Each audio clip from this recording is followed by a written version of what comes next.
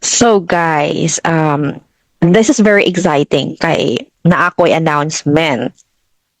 Ganiha lang nag-PKS or Product Knowledge Seminar kay naa na pud tay newest affordable housing dito sa Davao, guys. Sobrang excited ako to announce and to let you know about this newest affordable housing nato. Kani nga balay, um, ano siya guys, naa siya three different kinds of units. Merong row house, katong balay gani nga dikit-dikit. Row house ang tawag ato.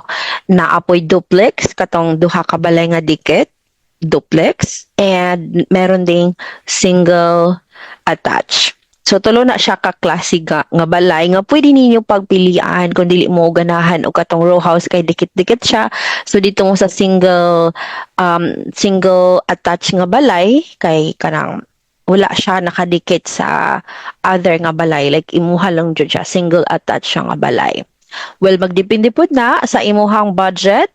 Ang pinaka barato guys is nasa 6,800 ang monthly equity, and you can secure the unit for only 10,000.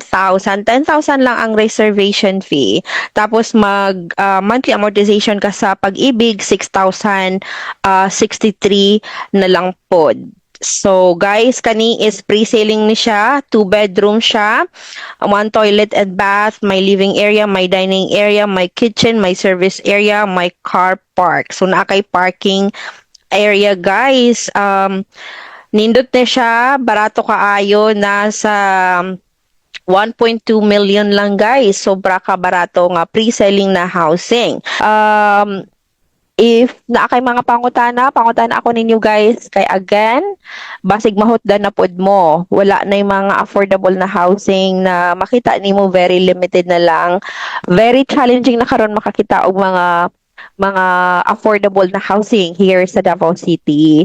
Kaya if ikaw tong nagapangita og balay nga nahutdan sa katong mga previous namo nga mga projects, dali lang kayo nahurot. Wala ka apas, this is your chance guys. Pag uptick na, i-message na dayon ko kay para dili mo mahutdan og makapili pod mo kung asa jud ang inyong bet nga location sa inyong unit. Basin gusto mo na sa corner. So, the earlier the better kay makapili ka. Asa ang imuhang gusto nga unit, makapili ka.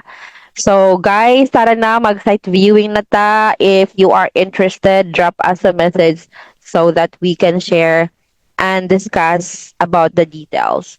Yun lang guys. Bye!